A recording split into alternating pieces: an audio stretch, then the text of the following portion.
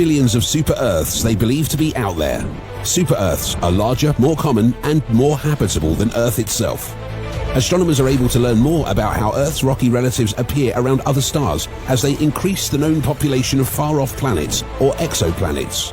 And they frequently stumble across oddballs in their studies, such as a recently discovered planet bathed in molten magma, whose year only lasts half a day. It is the largest super-Earth ever found in the universe. What is hiding on this massive super-Earth? Could it somehow be habitable to humans? Let's find out. Exoplanets are planets that circle stars outside of our solar system and are now often found by astronomers. However, researchers working on NASA's Transiting Exoplanet Survey satellite discovered a few unusual planets in the habitable zones of their parent stars in the summer of 2022. One planet orbits its star in less than 3 days and is 30% larger than Earth. The other is 70% bigger than Earth and may have a deep ocean. Super-Earths, which are more massive than the Earth but smaller than ice giants like Uranus and Neptune, are these two exoplanets. Scientists still believe that life can only exist on Earth and nowhere else in the universe. It would make sense to concentrate the search for life on planets that are Earth-like or have characteristics that are similar to Earth.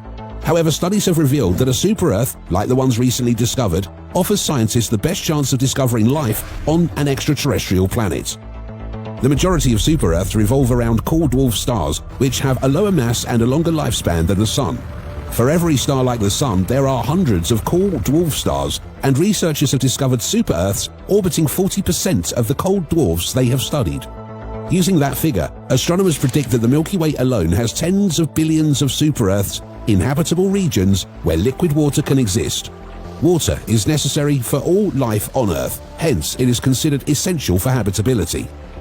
Super-Earths are the most prevalent type of exoplanet in the Milky Way, according to current calculations, making up around 1/3 of all exoplanets. The distance to the nearest is merely 6 light-years. You could even argue that the lack of a planet between Earth and Neptune in our solar system makes it uncommon. Super-Earths are also considerably easier to find and analyze than Earth-sized planets, which makes them excellent targets in the hunt for extraterrestrial life. Astronomers utilize one of two techniques to find exoplanets. One searches for a planet's gravitational pull on its parent star, while the other searches for a star's light briefly dimming as a planet passes in front of it. With a larger planet, both of these detection techniques are simpler. Earth is the best of all possible universes, according to German philosopher Gottfried Wilhelm Leibniz, who made this claim more than 300 years ago. Leibniz's reasoning sought to explain the existence of evil, while contemporary astrobiologists have investigated a related issue by focusing on what makes a planet habitable to life. It turns out that Earth is not the ideal place that could exist. The climate has fluctuated over time, from ocean boiling hot to planet-wide deep freeze cold, due to the tectonic activity of the Earth and variations in the brightness of the Sun. For most of the Earth's 4.5 billion year history, humans and other huge animals have been unable to live there. Simulations imply that Earth's long-term habitability was not predetermined, but rather a result of chance. Literally, it is a blessing that we are alive. Researchers have identified a number of characteristics that make a planet particularly favorable for life. Geological activity is more likely to be present on larger planets, which is thought to favor biological evolution. The most habitable planet would therefore be between 20% and 30% larger by volume and have nearly twice the mass of Earth. The average temperature would be 77 degrees Fahrenheit, and the waters would be shallow enough for light to encourage life all the way to the sea floor. It would have an atmosphere that is denser than Earth's and would serve as a protective layer. To allow life on the planet more time to grow, it would orbit a star older than the Sun, and it would have a powerful magnetic field that shields it from cosmic radiation. These characteristics, in combination, are thought to make a planet extremely livable. Super-Earths have several characteristics of highly livable planets by definition. 20 super-Earth exoplanets have been found so far, and while they may not be the finest possible worlds, they are theoretically more habitable than Earth. Super-Earths can be composed of gas, rock, or a combination of both, and are larger than Earth but lighter than ice giants like Neptune and Uranus. They range in size from being up to twice the mass of Earth to being twice its size. The term super-Earth exclusively refers to exoplanets that are larger than Earth and smaller than Neptune. It does not imply that they are similar to Earth in any way. The exact nature of these planets is yet unknown because they are unlike anything in our solar system, despite being typical of planets discovered so far in our galaxy. In the past 3 decades, we have found a wide variety of unusual planets that we were unaware even existed, and that is unlike anything else in our solar system. Super-Earths have the potential to be up to 10 times as large as Earth. We don't yet understand these planets well enough to predict when they might cease to have rocky surfaces. However, there may be a wide range of planetary compositions in the mass range of 3 to 10 times that of Earth, such as water worlds, snowball planets, or planets that, like Neptune, are primarily made of thick gas. Sub-Neptunes or mini-Neptunes are other names for exoplanets that are larger than the super-Earth size limit. A super-Earth and 2 mini-Neptunes were found in 2019 by NASA's Transiting Exoplanet Survey Satellite, or TESS, circling a cool, dim star 73 light-years away in the southern constellation of Pictor. The M-type dwarf star is roughly 40% smaller than the Sun in terms of both size and mass, and its surface temperature is about a third lower.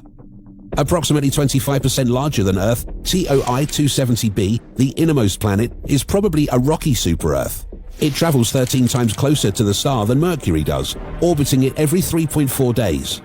The scientific team calculates that TOI 270b has a mass that is approximately 1.9 times bigger than Earth's, based on statistical analysis of known exoplanets of comparable size. The other 2 planets, TOI 270c and D, orbit the star every 5.7 and 11.4 days, and are respectively 2.4 and 2.1 times larger than Earth. Both may resemble Neptune in our solar system, despite being only slightly larger than it. Their compositions are dominated by gases rather than rock, and they likely weigh about 7 and 5 times as much as Earth, making them mini-Neptunes. It is hoped that further study of the star TOI 270 will shed light on how 2 of these mini-Neptunes and a nearly Earth-sized planet arose. Additional planets in the system may be discovered with further study. The surface of planet D would be too warm for the presence of liquid water, which is thought to be a crucial requirement for a potentially habitable world. However, further research may find more rocky planets that are slightly farther away from the star, where colder temperatures would allow liquid water to accumulate on their surfaces. There has recently been a fascinating addition to the list of livable worlds. Exoplanets that have left their star systems have begun to be found by astronomers, and the Milky Way may contain billions of them. If a super-Earth with a liquid surface and a dense atmosphere are evicted from its solar system, it may be able to support life for tens of billions of years, considerably longer than Earth could before the Sun dies. One of planetary science's most puzzling puzzles might get some new insight from a newly discovered exoplanet that is only 200 light-years away. The object known as TOI 1075b is one of the largest examples of a super-Earth exoplanet we've discovered so far, with a radius of about 1.8 times that of Earth. Additionally, it is firmly located in the Small Planet Radius Gap, which is a region that appears to be deficient in planets between 1.5 and 2 Earth radii. Humans would gain a lot of weight if they could visit TOI 1075b, given that it was close to Earth. According to NASA, you would weigh nearly 3 times as much on Earth. There have been slightly smaller rocky super-Earths discovered. As a result, somewhat larger worlds, also referred to as mini-Neptunes, have bulked up with puffy atmospheres. However, the area in between resembles a desert. Not all of that extra bulk is puff either. The mass of TOI 1075b is 9.95 times that of the Earth. At the inferred density, the exoplanet is most likely rocky, like Mercury, Earth, Mars, and Venus. That's far too heavy for a gaseous world. It's the perfect candidate for testing theories of planetary formation and evolution because of its peculiarities. The Small Planet Radius Gap wasn't discovered until 2017, when there was a sufficient number of exoplanets, planets beyond the solar system, for researchers to discern a trend.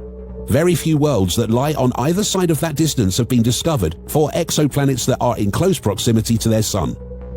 The most prevalent theory for this seems to be that below a certain size, an exoplanet simply lacks the mass to maintain an atmosphere against the evaporative radiation so close to the host star. There are a number of other theories that could also account for this. The model predicts that exoplanets in the gap should have fairly large atmospheres that are mainly made of hydrogen and helium. TOI 1075b was found in data collected by NASA's TESS Exoplanet Hunting Telescope. TESS searches for faint, recurring dips in the light of other stars that could be caused by an alien planet orbiting those stars. Based on how much of the star's light is being dimmed, astronomers can also determine the exoplanet's radius. According to test data, an extraterrestrial planet with a radius of 1.72 times that of the Earth and an orbital period of roughly 14.5 hours was orbiting the orange dwarf star TOI 1075. Astronomer Zara Esak of MIT, who researches hot super-Earths, was alerted to this. The then-candidate world met the requirements for a radius gap world at that radius and close by. Weighing this exoplanet was the next stage in the process of trying to comprehend its makeup. This requires making use of the gravitational influence that an exoplanet exerts on its home star. The star supplies the majority of the gravitational pull during a star-planet interaction, but the planet also pulls back on the star in a very small way. That means the star gently wobbles while it is stationary, and astronomers can notice this by noticing minute variations in the star's light. These variations can be used to estimate the planet's mass that is rattling the star, if we know its mass. Esak and her co-workers were able to precisely determine the exoplanet's mass to 9.95 Earth masses, since TOI 1075 has a mass and radius that are around 60% that of our own Sun, and 1.791 Earth radii were obtained from their exact measurements of the size. You can figure out something's average density if you know how big and how heavy it is. Also, TOI 1075b proved to be a complete chunk. 9.32 grams are contained in every cubic centimeter of it. It is a contender for the title of densest super-Earth, as it is about twice as dense as Earth's average density of 5.51 grams per cubic centimeter. In the mass gap, an exoplanet should have a sizable hydrogen-helium atmosphere. The density of TOI 1075b is not consistent with a dense atmosphere. This is quite strange. The exoplanet's alternative, though, may be even more exciting. We do not anticipate the planet to have kept a HHE envelope based on the projected composition of TOI 1075b and its extremely brief orbital period. But since TOI 1075b's equilibrium temperature is hot enough to melt a rocky surface, it could either have no atmosphere, bare rock, a metal silicate vapor atmosphere with a composition determined by the vaporizing magma ocean on the surface, or, especially at the low end of its permitted mean density range, possibly a thin HHE CO2 or other atmosphere. Yes, you heard correctly. Due to its proximity to its star, TOI 1075b is so hot that it may have a surface ocean of magma that generates an atmosphere of evaporated rock. The good news is that we may find out. JWST is extremely skilled in peering into the atmospheres of exoplanets, as we have only lately discovered. By pointing it at TOI 1075b, it should be able to determine whether the planet has a silica atmosphere, a thin atmosphere, or no atmosphere at all. This information may reveal previously unknown aspects of planet formation and evolution, as well as how super-Earths lose their gas. Astronomers will search for biosignatures, byproducts of biology that can be found in a planet's atmosphere, in order to find life on faraway exoplanets. The James Webb Space Telescope was not optimized for studying exoplanets because it was built before astronomers learned about them. But it can perform some of this science, and in its first year of operation, it will aim for 2 super-Earths that might be livable. The planets discovered this summer, as well as another set of super-Earths with enormous oceans, discovered in the last few years, make for appealing targets for James Webb. The next generation of enormous ground-based telescopes, including the 39-meter Extremely Large Telescope and the 30-meter telescope, as well as the 25.4-meter Giant Magellan Telescope, will, however, have the highest prospects of discovering indications of life in the atmospheres of exoplanets. By the end of the decade, all of these telescopes, which are currently under construction, should be gathering data. Astronomers are aware that life's essential components are present in the universe, but livable does not imply inhabited. It's plausible that life on Earth was an exceptional accident until scientists discover proof of life elsewhere in the universe. Even if there are many reasons why a habitable planet wouldn't show indications of life, if scientists continue to hunt for signs of life on these extremely livable super-Earths over the following years and don't find any, people might be forced to believe that the universe is a lonely place. Thanks for watching another episode of Voyager. While you're still here, make sure to click the